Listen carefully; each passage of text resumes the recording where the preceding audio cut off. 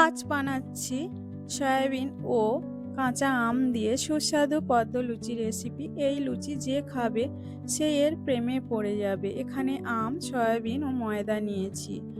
তাহলে চলুন প্রথমে আমি একটা ডো তৈরি করে নেব। এখানে একটা বোল নিয়েছি, বোলের মধ্যে ময়দা, তাতে নুন, চিনি ও তেল দিয়ে ভালোভাবে ময়াম দিয়ে শেষে পরিমাণ মতন জল দিয়ে ভালোভাবে মেখে একটি নরম ডো তৈরি করে রেখে দেব। এবার একটা ফ্রাই প্যানে তেল গরম করে সেই তেলের মধ্যে কসুরি মেথি, গ্রেট করা আদা দিয়ে একটু ভালোভাবে ভেজে নিয়ে তারপর আগে থেকে সেদ্ধ করে হাতে চটকে নেওয়া সয়াবিন দিয়ে ভালোভাবে নাড়াচাড়া করে নেব।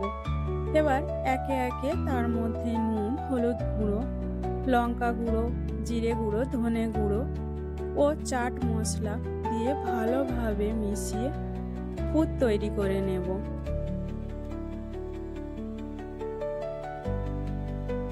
পুর প্রায় তৈরি হয়ে এলে এতে কাঁচা আমের রস আর স্বাদ ব্যালেন্স করার জন্য অল্প একটু চিনি যোগ করে সব কিছু ভালোভাবে মিশিয়ে নিন।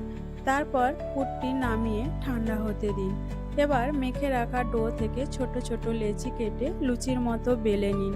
একটি বেলা লুচির উপর সয়াবিনের পুর ছড়িয়ে দিন। এবার উপরে আরেকটি বেলা লুচি দিয়ে চারদিক ভালোভাবে চেপে বন্ধ করে নিন। ইচ্ছে মতো পদ্মের নকশা তৈরি করে ধারগুলো মুড়ে নিন। কড়াইতে তেল গরম করে লুচিগুলো সোনালি হওয়া পর্যন্ত ভেজে নিন। ব্যাস তৈরি হয়ে গেল কাঁচা আম ও সয়াবিনের লুচি।